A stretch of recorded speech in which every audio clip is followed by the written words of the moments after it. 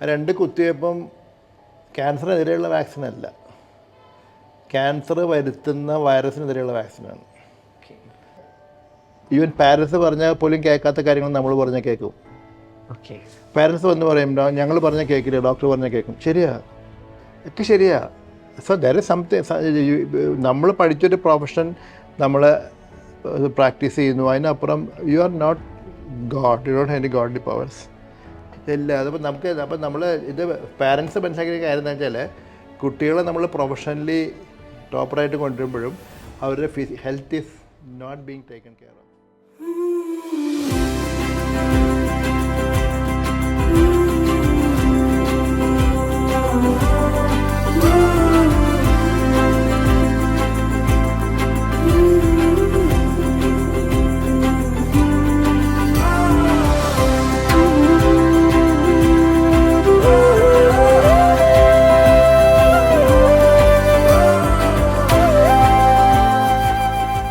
കേരളത്തിൽ ക്യാൻസർ പേഷ്യൻസിൻ്റെ എണ്ണം ഒത്തിരിയധികം കൂടുന്നു പല റിപ്പോർട്ടുകളും വരുന്നുണ്ട്.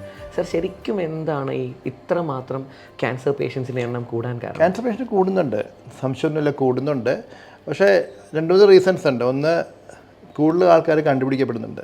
പണ്ടത്തെ ഒരു 100 വർഷം മുമ്പ് ക്യാൻസർ ഉണ്ടായിരുന്നു. പക്ഷേ അല്ല, നമ്മൾ ബാക്കി ഇപ്പോൾ ഈ സെയിം സമയത്ത് ബാക്കിയുള്ള സ്റ്റേറ്റുമായിട്ട് കമ്പയർ ചെയ്താൽ മതി. നമ്മുടെ Keralam is suppose to be the highest നമ്പറാണ് ക്യാൻസർ പേഷ്യൻറ്റിൻ്റെ ഇൻസിഡൻസിൽ. അതിൻ്റെ കാരണം ഒന്നിവിടെ കോഴിക്കോട് നമ്മൾ ബോധവന്മാരാണ്. സാർ, ഒന്ന് ക്ലാരിഫിക്കേഷൻ വരുത്താൻ ആഗ്രഹിക്കുകയാണ്. അതായത് കേരളത്തിൽ കൂടുതൽ ക്യാൻസർ പേഷ്യൻ്റ് ഉണ്ടെന്നാണോ നമ്മൾ മനസ്സിലാക്കേണ്ടത്? കേരളത്തിലെ നമ്പേഴ്സ് കൂടുതലുണ്ട്, കൂടുതൽ കണ്ടുപിടിക്കപ്പെടുന്നു. അല്ല, ഒരു റീസൺ കൂടുതൽ ആൾക്കാർ കണ്ടുപിടിക്കപ്പെടുന്നതാണ്. അതാണ് ഉദ്ദേശിച്ചത്. ഇപ്പം നമ്മൾ ഒരു നോർത്തേൺ സ്റ്റേറ്റിൽ പോയി കഴിഞ്ഞാൽ അവർ ഇത്രമാത്രം they are not oriented to the thing. അപ്പോൾ ടെസ്റ്റ് ചെയ്യാൻ പോകുന്നവരുണ്ടാവില്ല, കണ്ടുപിടിക്കുന്നവരുണ്ടാവില്ല, റിപ്പോർട്ട് ചെയ്യില്ല. They don't report. അപ്പോൾ നമുക്കിവിടെ റിപ്പോർട്ടിംഗ് സിസ്റ്റം കുറേ കൂടെ ബെറ്ററാണ്. അതുകൊണ്ട് നമുക്ക് കൂടുതൽ ക്യാൻസർ നമ്പേഴ്സ് കേരളത്തിൽ ഉണ്ടാവും. മറ്റൊന്ന്, കൂടുതൽ ഫെസിലിറ്റീസ് ഉണ്ട് for a diagnosis compared to other place. There is an actual rise also. ഇത് മൂന്നും കൂടെ ചേർത്ത് വായിക്കുമ്പോഴാണ് നമ്മൾ ഭയങ്കരമായിട്ട് പക്ഷേ there is a actual rise ഉണ്ട്, കൂടുന്നുണ്ട്. അതിൽ നമുക്ക് റീസൺസ് നമ്മൾ എടുക്കുകയാണെന്നുണ്ടെങ്കിൽ നമുക്ക് 3-4 റീസൺസ് വളരെ ഇമ്പോർട്ടൻ്റ് ആണ്. ഒന്ന് ഹാബിറ്റ്സാണ്. അത് ടൊബാക്കോയും പുകയില ഏത് രൂപത്തിലാണെങ്കിലും മദ്യം, ഇത് രണ്ടും നമ്മുടെ ഇഷ്യൂ തന്നെയാണ്. മൂന്നാമത്തെ ഇഷ്യൂ ലൈഫ് സ്റ്റൈൽ, നമ്മുടെ ജീവിതശൈലിയും വളരെ ഇമ്പോർട്ടൻ്റ് ആണ്. നമ്മൾ തുടങ്ങിയ പത്ത് ഞാൻ പറഞ്ഞു, അതായത് ഇന്ന് വ്യായാമം എന്ന് പറഞ്ഞ സാധനമില്ല. കുട്ടികൾ they fail to know what is a game. നമ്മൾ ഈ ടൂർണമെൻറ്റ് കളിക്കാൻ പോകുന്ന ചിലപ്പോൾ ശ്രീജേഷ് പോയി കളിക്കുന്നുണ്ടാകും, ഹോക്കി കളിച്ചു, അങ്ങനെ പോയി പ്രണവ് പോയി നമുക്ക് ഷട്ടിൽ കളിച്ചു, അങ്ങനെ കളിക്കുന്നവരൊക്കെ അവരുടെ പ്രൊഫഷണലായിട്ട് പോയി കളിക്കുന്ന ആൾക്കാരാണ്. പക്ഷേ എൻജോയ് ചെയ്ത് കളിക്കാൻ വേണ്ടി പോയി കളിക്കുന്നവരാരും ഉണ്ടാവില്ല, കളിയില്ല. അങ്ങനെ ഇപ്പോൾ നമ്മൾ ഇവിടുന്ന് എടുത്തു കഴിഞ്ഞാൽ ഇവിടുന്ന് ചാലക്കുടി വരെ പോകുന്ന സമയത്ത് പണ്ട് നമുക്ക് ഓരോ കിലോമീറ്റർ പോകുമ്പോഴും ഒന്നുമില്ലേ ഫുട്ബോൾ കളിക്കുന്ന ഒരു ഗ്രൗണ്ട് കാണാം, അല്ലെങ്കിൽ വോളിബോൾ കളിക്കുന്നത്. ഇന്നിപ്പോൾ നമ്മൾ കാണുന്ന ഇവിടെ വിട്ട് കഴിഞ്ഞാൽ പിന്നെ കാണുന്നത് ചാലക്കുടിയാണ്. അപ്പോൾ ദാറ്റ് മീൻസ് ആ ഒരു ചൈൽഡ്ഹുഡിൽ നമുക്ക് വേണ്ട ഒരു എക്സസൈസ് ഒന്നുമില്ല. അതുകൊണ്ട് തന്നെ ഇനിയിപ്പോൾ സംഭവിക്കാൻ പോകുന്നത് അത് തന്നെയാണ്. അതായത് ഈ പറയുന്ന എല്ലാ മിടുമിടുക്കന്മാരും ഡോക്ടർമാരും എഞ്ചിനീയർമാരും പ്രൊഫഷണലൊക്കെ കയറി വരും. പക്ഷേ ഇവരെല്ലാം ഇപ്പോഴത്തേക്കാളും വളരെയധികം മുമ്പ്, ഇപ്പോഴത്തെ ആൾക്കാരെക്കാളും വളരെയധികം മുമ്പ് they will be going to be patients. ക്യാൻസറുള്ളതല്ല, വിത്ത് ഡിഫറൻസ്, മസിൽ പെയിനും അല്ലെങ്കിൽ ബോൺ ഡിസീസും ബോൺ പ്രശ്നം ഇതൊക്കെ ആയിട്ട് ഇതെല്ലാം. അപ്പോൾ നമ്മൾ ഇത് പാരൻസ് മനസ്സിലാക്കിയ കാര്യം എന്താ വെച്ചാൽ, കുട്ടികളെ നമ്മൾ പ്രൊഫഷണലി ടോപ്പറായിട്ട് കൊണ്ടുവരുമ്പോഴും അവരുടെ health is not being taken care of. ഒരു ഹെൽത്തി ലൈഫ് സ്റ്റൈൽ ഉണ്ടാക്കിയാൽ പറ്റുള്ളൂ. അതിനെക്കുറിച്ചൊന്നും നമുക്ക് ആലോചിക്കാൻ സമയമില്ല. നമ്മുടെ എല്ലാ ഇതിൽ കൂടെ പോവുകയാണ്. അവിടെ ഫിസിക്കൽ മാത്രമല്ല, മെൻ്റൽ ഓൾസോ. മെൻ്റൽ ബാലൻസ് നമുക്ക് കിട്ടുന്നില്ല, കുട്ടികൾക്ക് അങ്ങനെ സംഭവം നടക്കുന്നില്ല, അല്ലെങ്കിൽ വാട്ട് ഈസ് ലൈഫ് എന്ന് തോന്നുന്നില്ല. അപ്പോഴൊക്കെ പലപ്പോഴും പലരും ചോദിക്കാറുണ്ട്, നമ്മുടെ ഈ ഡോക്ടറായിട്ട് ഒരു ബിസി ലൈഫിൽ പോകുമ്പോഴത്തേക്കും how do enjoy your life? ഞാൻ എൻജോയ് ലൈഫ്. നമുക്ക് ഇഷ്ടംപോലെ സമയമുണ്ട്, ഒരു സമയം ഇല്ലാത്തില്ല. അത് സമയം നമുക്ക് എല്ലാവർക്കും ഒരുപോലെ തന്നെ. എനിക്കും 24 മണിക്കൂറാണ്, പിണറായി വിജയന് 74 മണിക്കൂറാണ്, പ്രൈം മിനിസ്റ്റർക്ക്. But how utilise is different.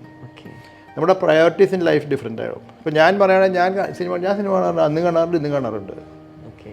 അത് വീട്ടിൽ നിന്നില്ല, തിയേറ്ററിൽ പോയി കാണാറുണ്ട്. തിയേറ്ററിൽ പോയി തന്നെ കാണാം. അത് I find a time to do that. Games follow up ചെയ്യണം. ഞാൻ I follow most the games. അത് നാഷണൽ ലെവലിൽ ഇൻ്റർനാഷണൽ ലെവലൊക്കെ most of them I follow very well. സമയമൊന്നും ഇല്ല ഇഷ്ടംപോലെ സമയം.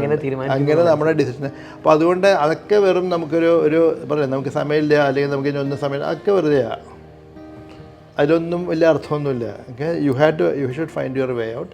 അത് എൻജോയ് ചെയ്തുകൊണ്ട് തന്നെ പോകാൻ സാധിക്കും. കളിക്കാൻ പറ്റും, എല്ലാം ചെയ്യാൻ പറ്റും.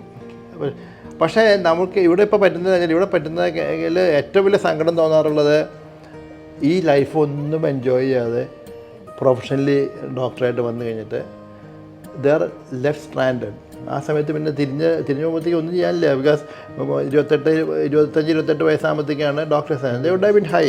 ഒരു സബ്ജക്റ്റൊക്കെ നല്ല തറവായിരിക്കും എല്ലാ സബ്ജക്റ്റും. പക്ഷേ ലൈഫിൽ ദേ ആർ നോട്ട് സക്സസ്ഫുൾ.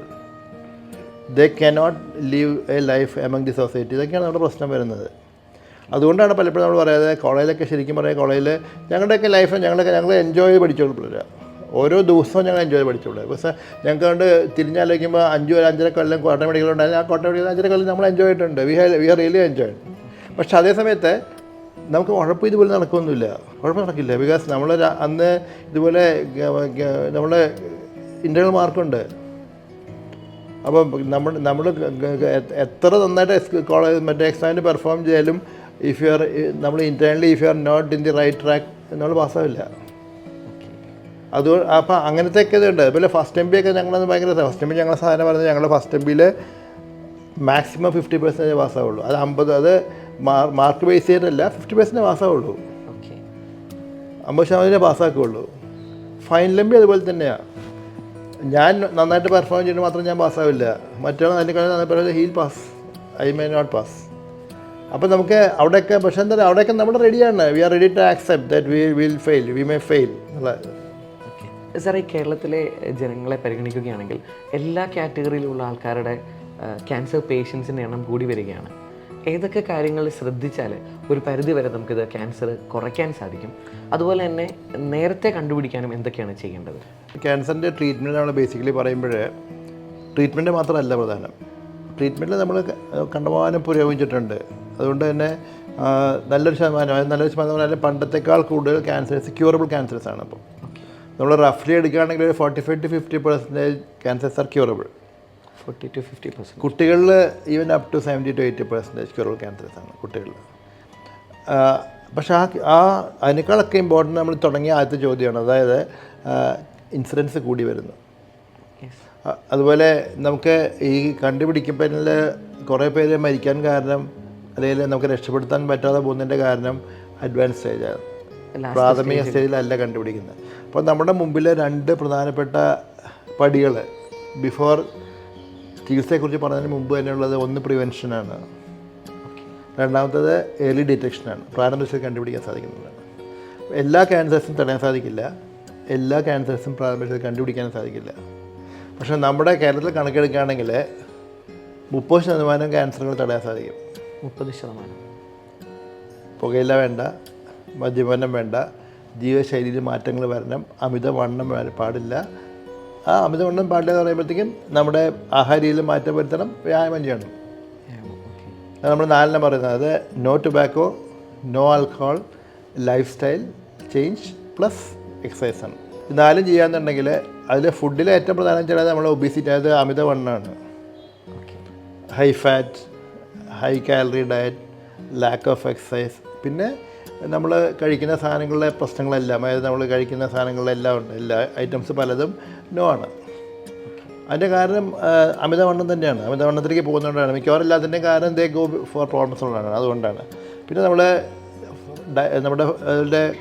നമ്മുടെ ഫൈബർ ഡയറ്റിൻ്റെ കാര്യം പറയുകയാണെങ്കിൽ നാരുള്ള ഭക്ഷണം നമ്മൾ കുറയും തോറും നമുക്ക് കുടലിലെ ക്യാൻസറൊക്കെ വരാൻ സാധ്യത കൂടുതലായിരിക്കും. പകരം നമ്മുടെ ലൈഫ് സ്റ്റൈലിൽ വന്ന change plus lakh of exercise, അതാണ് നമ്മൾ 30% ക്യാൻസേഴ്സ് പ്രിവെൻറ്റബിൾ ചെയ്യുന്ന. ഇത്ര 4 കാര്യം ശ്രദ്ധിച്ചാൽ അതിൽ 30% സ്ക്രീനബിളാണ്. അത് പ്രാരംഭത്തിൽ കണ്ടുപിടിക്കാൻ സാധിക്കുന്നതാണ്. ബ്രസ്റ്റ് ക്യാൻസർ കണ്ടുപിടിക്കാൻ സാധിക്കും, ഗർഭാശയ ക്യാൻസർ കണ്ടുപിടിക്കാൻ സാധിക്കും, വാക്യം തുടങ്ങുന്നവരെ കണ്ടുപിടിക്കാൻ സാധിക്കും, പ്രോസ്റ്റേറ്റ് ക്യാൻസർ കണ്ടുപിടിക്കാൻ സാധിക്കും, അതുപോലെ തന്നെ വൻകുടലിലെ ക്യാൻസർ കണ്ടുപിടിക്കാൻ സാധിക്കും. അപ്പോൾ 30% ആയി. രണ്ടും കൂടെ കൂട്ടിച്ചേർത്ത് വായിച്ചാൽ 50% ക്യാൻസറുകൾ തടയാനോ പ്രാരംഭ ദശയിൽ കണ്ടുപിടിച്ച് ചികിത്സിക്കാനോ സാധിക്കുന്ന ക്യാൻസറുകളാണ്. പക്ഷെ അത് നമ്മളൊന്നും തുടങ്ങിയിട്ടില്ല. നമ്മൾ ലാസ്റ്റ് 50 നമ്മളെപ്പോഴും അസുഖം വന്നാൽ രക്ഷപ്പെടും ഒറ്റ ചോദ്യം നമ്മൾ ചോദിക്കാറുള്ളൂ. അതുകൊണ്ട് തന്നെ നമ്മുടെ ട്രസ്റ്റും അതെ, നമ്മുടെ അധികാരികളുടെ ട്രസ്റ്റും ഒക്കെ ഹോസ്പിറ്റൽസ് ബിൽഡപ്പ് ചെയ്യുക എന്നുള്ളതാണ്. അതായത് പുതിയ ക്യാൻസർ സെൻ്ററുകൾ വരണം. പക്ഷേ അതിനപ്പുറം ഈ പറയുന്ന നമ്മൾ ഈ എൻട്രൻസിന് പഠിക്കുന്ന കുട്ടികൾക്കൊക്കെ അറിഞ്ഞിരിക്കേണ്ടതെന്ന് വെച്ചാൽ അവരൊക്കെ they should know about their health. അവരുടെ ഹെൽത്തിന്, അത് എഞ്ചിനീയറിങ്ങിന് പോയാലും MBBS പോയാലും എല്ലാം സ്വന്തം ശരീരത്തിനെ കുറിച്ച് പഠിക്കാതെ നമ്മൾ ബാക്കിയൊന്നും പഠിച്ചിട്ട് വലിയ കാര്യമൊന്നുമില്ല. അപ്പം 2ാം ലോകമേഖലയിൽ ആരൊക്കെ തമ്മിൽ യുദ്ധം ചെയ്തേക്കാൾ പ്രധാനമായിട്ട് നമ്മുടെ ശരീരത്തിൽ എന്തൊക്കെ യുദ്ധം നടക്കുന്നുണ്ടെന്നുള്ളത്. അപ്പോൾ അതൊക്കെ അറിഞ്ഞില്ലെങ്കിൽ നമ്മൾ we are at a loss ആണ്. അപ്പോൾ ഇതാണ് നമ്മുടെ കണക്കുകൾ ഇതാണ്. പക്ഷേ നമ്മൾ അതിലേക്കുള്ള ശ്രമം നമ്മൾ ഇതുവരെ തുടങ്ങിയിട്ടില്ല. സാർ, ഞാൻ ഇതോടൊപ്പം ഒരു കാര്യം കൂടെ ചോദിക്കാൻ ആഗ്രഹിക്കുകയാണ്. ഇപ്പോൾ ശരിക്കും നമ്മൾ കേരളത്തിലെ ആൾക്കാരെ നോക്കുകയാണെങ്കിൽ ഏറ്റവും കൂടുതൽ ക്യാൻസർ ഏത് പാർട്ടുകൾ? അങ്ങനെ നമ്മുടെ ഇവിടെ സ്ത്രീകളിൽ ഏറ്റവും കൂടുതൽ കാണുന്നത് ബ്രസ്റ്റ് ക്യാൻസറാണ്. ഓക്കെ. നമ്മുടെ കണക്ക് എങ്ങനെയാണെന്ന് വെച്ചാൽ എവറി 3rd ഫീമെയിൽ, അതായത് 3 സ്ത്രീകളിൽ ഒരു സ്ത്രീ ക്യാൻസറുമായിട്ട് OPയിൽ വരുന്ന സ്ത്രീകളിൽ 3-ൽ 1 സ്ത്രീ വരുന്നത് ബ്രസ്റ്റ് ക്യാൻസറായിട്ടാണ്. പക്ഷേ തിരിച്ചറിയപ്പെടാൻ ലേറ്റ് ആവുന്നുണ്ട്. അത് ലേറ്റ് ആണെങ്കിൽ നമുക്ക് അതിൻ്റെ നമ്മൾ പോകുന്നില്ല. പുരുഷന്മാരിൽ ഏറ്റവും കൂടുതൽ കാണുന്നത് ലങ് ക്യാൻസറും വഹിക്കുന്നുണ്ടെങ്കിൽ ഇതുപോലെ ക്യാൻസറാണ്. അത് രണ്ടും കണക്റ്റഡ് ടൊബാക്കോ ആണ്, പുല്ലുമായിട്ട് ബന്ധപ്പെട്ടാണ്. ഇത് രണ്ടുമാണ് നമ്മുടെ. അതുപോലെ ഈ നമ്മൾ പ്രിവെൻഷൻ പറയുമ്പോൾ നമ്മൾ പറയുന്നതിൻ്റെ കൂടെ തന്നെ എല്ലാവരും അറിഞ്ഞിരിക്കേണ്ട 2 വാക്സിനുണ്ട്. ഗ്രന്ഥ പ്രതിരോധ കുത്തിവയ്പ്പുണ്ട്. ആ 2 കുത്തിവയ്പ്പും ക്യാൻസറിനെതിരെയുള്ള വാക്സിനല്ല, ക്യാൻസർ വരുത്തുന്ന വൈറസിനെതിരെയുള്ള വാക്സിനാണ്. അപ്പോൾ നമുക്ക് അതിൽ ഒരെണ്ണം നമുക്ക് ലിവർ ക്യാൻസറിന് കാരണക്കാരായ ഹെപ്പറ്റൈറ്റിസ് B വൈറസ് ഉണ്ട്, അതിനെതിരെയുള്ള പ്രതിരോധ കുത്തിവയ്പ്പാണത്. അതുപോലെ സ്ത്രീകളിൽ പെൺകുട്ടികളിൽ വരുന്ന ഗർഭാശയ ക്യാൻസർ ഉണ്ടാക്കുന്നത് ഹ്യൂമൻ പാപ്പിലോമ വൈറസാണ്, HPV വൈറസാണ്. അതിനെതിരെ പെൺകുട്ടികൾ കുത്തിവയ്പ്പ് എടുക്കണം, വാക്സിനേഷൻ എടുക്കണം. ഈ 2 വാക്സിനും കൂടെ നമ്മുടെ പ്രിവെൻറ്റീവ് പ്രോഗ്രാമിലുള്ളതാണ്. അതെല്ലാം കൂടെ കൂട്ടിച്ചേർത്താണ് ഞാൻ പറയുന്നത് 30% ആർ പ്രിവെൻറ്റബിൾ എന്ന കാരണം. സാർ, ഞാൻ ഇതിനോടൊന്ന് കണക്ട് ചെയ്ത് പറയാൻ ആഗ്രഹിക്കുകയാണ്. ഈ കഴിഞ്ഞിടയ്ക്ക് സോഷ്യൽ മീഡിയയിലൊക്കെ റഷ്യ ഒരു വാക്സിൻ കണ്ടുപിടിച്ചു. അത് ക്യാൻസറിന് വാക്സിൻസ് ഡെവലപ്പ് ചെയ്ത് വരുന്നുണ്ട്. പക്ഷെ ഒന്നും അങ്ങനെ നമുക്ക് ആധികാരികമായിട്ട് വന്നു തുടങ്ങിയിട്ടില്ല. പക്ഷേ they are almost on the verge. നമുക്ക് ആൻറ്റി ക്യാൻസർ വാക്സിൻസ് പലതിനും ഉള്ളതിന് വരാനുള്ള ഓൾമോസ്റ്റ് വാതിക്ക വന്ന് നിൽക്കുന്നുണ്ട്. അതപ്പം ഒരു വിശ്വസനീയമായ ഒരു സിറ്റുവേഷൻ നമുക്ക് പരിഗണിക്കപ്പെടും, അങ്ങോട്ട് പോയിക്കൊണ്ടിരിക്കുന്നുണ്ട്, സാധ്യതകളുണ്ടത്. സാർ, ഒരു ഡെഫിനേഷൻ ഞാൻ ചോദിക്കാൻ ആഗ്രഹിക്കുകയാണ്. ഇപ്പോൾ ഒത്തിരി ഡോക്ടേഴ്സ് നമുക്ക് ചുറ്റുമുണ്ട്, വിദ്യാർത്ഥികളാണ് ഡോക്ടേഴ്സ് ആവാൻ ഒത്തിരി ആഗ്രഹിക്കുന്നവരുണ്ട്. സാർ, ശരിക്കും എങ്ങനെ സാറിന് ഡിഫൈൻ ചെയ്യാം ഒരു സക്സസ്ഫുൾ ഡോക്ടർ എന്നൊരു ഡെഫിനേഷൻ? സക്സസ്ഫുൾ ഡോക്ടർക്ക് ഞാൻ പറയും ഏറ്റവും സുഖമായിട്ട് രാത്രി ഇവിടെ നിന്ന് കിടന്നുറങ്ങാൻ, നല്ല സമാധാനത്തോടെ ഉറങ്ങാൻ സാധിക്കുകയാണെങ്കിൽ ഈസ് എ സക്സസ്ഫുൾ ഡോക്ടർ. എന്തായാലും നമ്മൾ പകൽ ചെയ്യുന്ന കാര്യങ്ങളാണ് രാത്രി നമ്മൾ ഉറങ്ങാൻ സാധിക്കുന്നത്.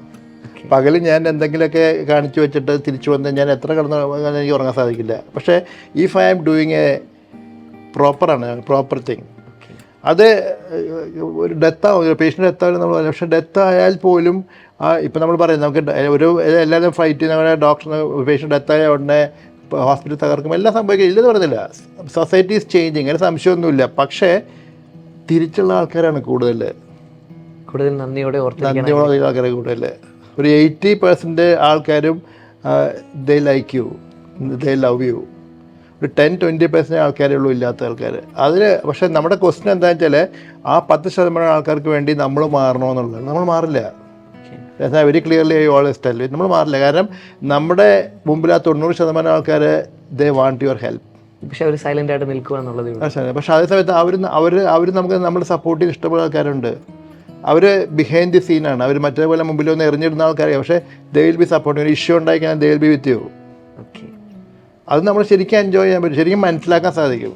അതെ, അതുകൊണ്ട് ഒരിക്കലും നമ്മൾ ഇതൊരു ഭയങ്കര റിസ്കി പ്രൊഫഷനാണ്, അല്ലെങ്കിൽ പോയി കഴിഞ്ഞാൽ നമ്മൾ അടി വാങ്ങിക്കും, അങ്ങനെയൊന്നുമില്ല. അത് എല്ലാ ഫീൽഡിലും ഉണ്ട്, ഇവിടെ മാത്രമല്ല എല്ലാ ഫീൽഡിലും ഉണ്ട്. എല്ലാ ഫീൽഡിലും നമുക്ക് there is a chance of you. അത് ഇവിടെ ചില ഇഷ്യൂസ് ഉണ്ടായാലും നമ്മൾ ആ മൊമെൻറ്റിലെ ഒരു മൊമെൻ്ററി ഇതുണ്ട്. പലപ്പോഴും ഒരു പേഷ്യൻ്റ് ഡെത്തായി കഴിഞ്ഞാൽ മോൻ, ഇപ്പോൾ ഞാൻ എൻ്റെ അച്ഛൻ മരിച്ചാൽ പെട്ടെന്ന് ആ ഒരു മൊമെൻറ്റിൽ I may be different person, ആ ഒരു ഫീലിംഗ് വരും.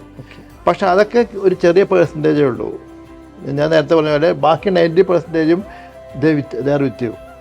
അതാണ് നമ്മുടെ പ്ലസ് പോയിൻ്റ്. അതാണ് ഏറ്റവും നമ്മൾ എൻജോയ് ചെയ്യുന്നതും അതുകൊണ്ട് തന്നെയാണ്. സാർ ഒരു പക്ഷേ ഈ സന്തോഷങ്ങൾ തിരിച്ചറിയുന്ന അവസരത്തിൽ തന്നെ ചിലപ്പം ഒരു പക്ഷേ നമുക്ക് ട്രീറ്റ്മെൻറ്റ് ചെയ്ത് ക്യൂറബിൾ ആക്കാൻ പറ്റുന്നില്ലാത്ത സിറ്റുവേഷൻസും അവിടെയാണ് ഞാൻ പറഞ്ഞ ആക്സെപ്റ്റിംഗ് ഡിഫീറ്റ് എന്ന് പറഞ്ഞത്. ഓക്കെ. അതായത് അത് മനസ്സിലാക്കുന്നത് എപ്പോഴാണെന്ന് വെച്ചാൽ, ഞാൻ പഠിച്ചൊരു ശാസ്ത്രം ഞാൻ അതിനപ്പുറം എനിക്ക് അമാനുഷികമായിട്ടുള്ള ഒരു കഴിവുമില്ല എന്ന് ഞാൻ തിരിച്ചറിയും. ഓക്കെ. അത് തിരിച്ചറിഞ്ഞാൽ then you are a very balance person. അതായത് ഈ ഒരു പേഷ്യൻ്റ് രക്ഷപ്പെടുന്നത് എൻ്റെ ക്രെഡിറ്റ് മാത്രം കൊണ്ടൊന്നുമല്ല. The team behind. ടീം മാത്രമല്ല, ദർ സംബഡി എബോവ് യു. അത് നമ്മൾ എങ്ങനെ വേണമെങ്കിൽ വിശേഷിപ്പിക്കാം. ദൈവം എന്ന് വേണമെങ്കിൽ വിശേഷിപ്പിക്കാം, യേശുക്രിസ്തുവിനെ വിശേഷിപ്പിക്കാം, അല്ലെങ്കിൽ ശ്രീ അയ്യപ്പനെ വേണമെങ്കിൽ വിശേഷിപ്പിക്കാം, അല്ലെങ്കിൽ നമ്മുടെ മുസ്ലിം പള്ളി പോയി പ്രാർത്ഥിക്കുന്ന ഒക്കെ ശരിയാണ്. So there is something. നമ്മൾ പഠിച്ചൊരു പ്രൊഫഷൻ നമ്മൾ പ്രാക്ടീസ് ചെയ്യുന്നു, അതിനപ്പുറം you are not God, you don't have any godly powers. അത് എൻട്രൻസ് എഴുതാൻ പോകുന്നതിനും കൂടെ ഒന്ന് മനസ്സിലാക്കിയിരിക്കുന്നതല്ല. എന്താണെന്നറിയോ, നമ്മൾ പഠിക്കുന്നു, നമ്മൾ പരീക്ഷ എഴുതുന്നു, if you have done your job well, കിട്ടിക്കോളം നിർബന്ധമൊന്നുമില്ല. Because there are so many factors which are operating. ആ ഒരു മൊമെൻറ്റിൽ വേറെ ആൾക്കാണ് ആ തോട്ട് പ്രോസസ് വന്ന് ഒരൊറ്റ മാർക്ക് വ്യത്യാസം, 2 മാർക്ക് വ്യത്യാസം വന്നാൽ യു ആർ ഡൗൺ സ്ട്രീം. പക്ഷേ അവിടെയൊക്കെ മനസ്സിലാക്കേണ്ടത് 2 കാര്യം മനസ്സിലാക്കിയത്. ഒന്ന്, doctor, if you want to be a doctor you have re exam. സംശയമൊന്നുമില്ല. ഇപ്പോഴത്തെ സിറ്റുവേഷനിൽ ഒരിക്കൽ എഴുതി കിട്ടിയില്ല, അതുകൊണ്ട് ഞാൻ എൻ്റെ ജീവിതം കഴിഞ്ഞു, ഒരിക്കലും ഇല്ല. അവസാനം ഈ ഓട്ടത്തിൽ നമ്മളെല്ലാവരും ഒരുമിച്ചായിരിക്കും.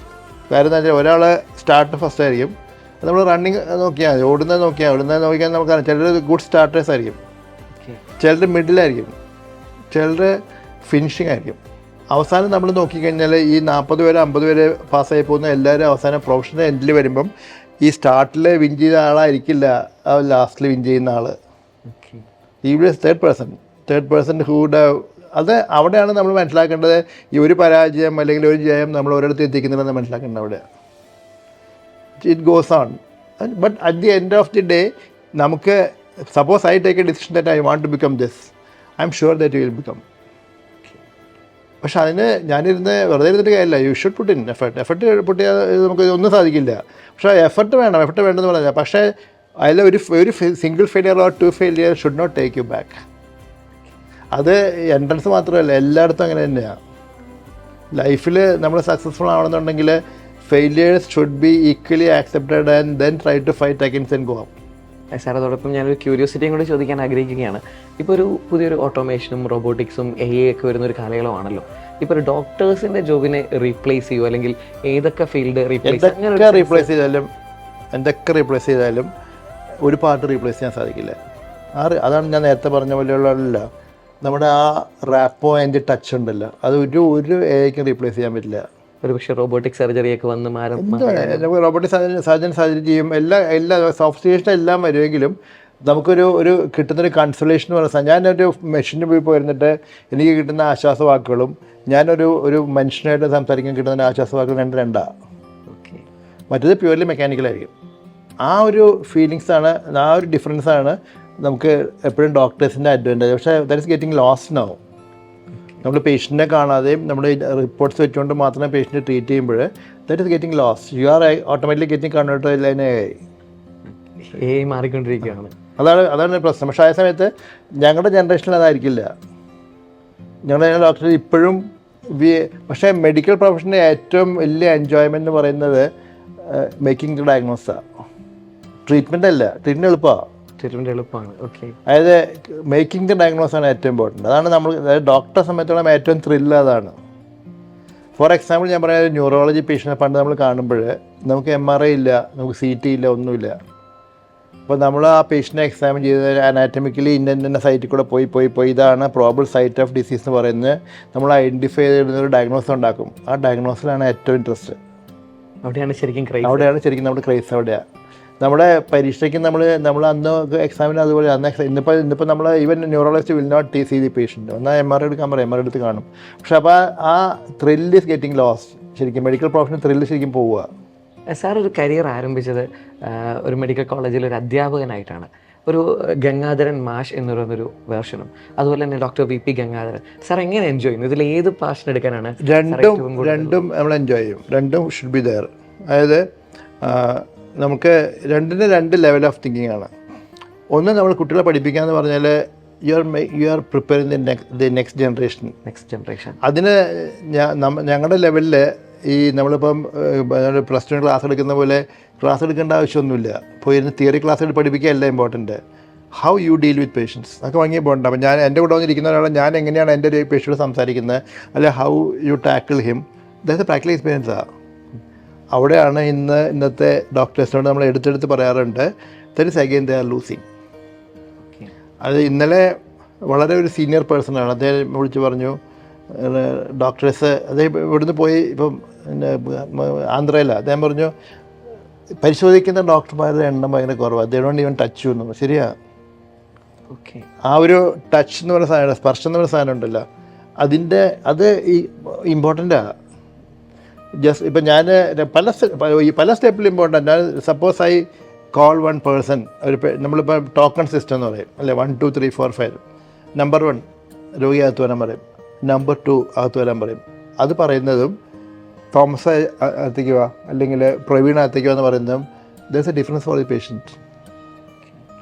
ടോക്കൺ നമ്പർ 1 നമ്പറാണ്, ആ നമ്പറിൽ വിളി കേൾക്കാൻ സുഖം കോളിംഗ് യു ബൈ നെയിമാണ്. പേഴ്സണൽ അറ്റൻഷൻ അവിടെ നിന്ന് തുടങ്ങണം, അവിടെ നിന്ന് ഇറ്റ് സ്റ്റാർട്ട്സ്. ആ നമ്മൾ കൂടെ ഇരുന്ന് ഈവൻ ഞങ്ങൾ നമ്മൾ കൂടെ ഇരുന്ന് പേഷ്യൻ്റ് സംസാരിച്ച് ഇപ്പം ഞങ്ങൾ എക്സാമ്പിൾസ് പറയാം. അതെങ്ങനെയാണെന്ന് അറിയാം, നമ്മൾ establishing A rapport is very important with the patient. പക്ഷേ അത് നമുക്ക് പറയേണ്ട കാര്യം, പക്ഷേ നമ്മളെ വെസ്റ്റേൺ സിസ്റ്റം ഓഫ് മെഡിസിൻ പഠിപ്പിക്കുന്നത് നമ്മൾ ചെയ്യാൻ പാടില്ല, because that will affect your mental balance എന്നുള്ളതാണ്. ഒരിക്കലുമില്ല. നമ്മുടെ മെൻ്റൽ ബാലൻസ് അഫക്റ്റ് ചെയ്യില്ല if you can understand that you are doing A profession, അത്രേ ഉള്ളൂ. പക്ഷേ മറിച്ച് നമുക്ക് അങ്ങനെ ഒരു റാപ്പോ എസ്റ്റാബ്ലിഷ് ചെയ്യാതെ നമുക്കൊരു പേഷ്യൻറ്റ് ട്രീറ്റ് ചെയ്യാൻ പറ്റില്ല. ഫോർ എക്സാമ്പിൾ ഞാൻ പറയാൻ, ഇപ്പോൾ എൻ്റെ അടുത്തൊരു അറബി പേഷ്യൻ്റ്, എനിക്ക് അറബി ലാംഗ്വേജ് അറിയില്ലെങ്കിൽ വെരി ഡിഫിക്കൽട്ട്. എന്നുവെച്ചാൽ ഞാനൊരു ഇൻ്റർപ്രിറ്ററെ വെച്ച് ഞാൻ സംസാരിക്കുന്നത് ഞാൻ നേരിട്ട് സംസാരിക്കുന്നത് ഭയങ്കര വ്യത്യാസമാണ്. ആ ഒരു ഫീലിങ്സ് കൊടുക്കുന്നത്. അപ്പോൾ അത് ശരിക്കും കുട്ടികളറിയാം. കുട്ടികൾ നമ്മൾ കയ്യിലെടുത്ത് കഴിഞ്ഞാൽ ഈവൻ പാരൻസ് പറഞ്ഞാൽ പോലും കേൾക്കാത്ത കാര്യങ്ങൾ നമ്മൾ പറഞ്ഞാൽ കേൾക്കും.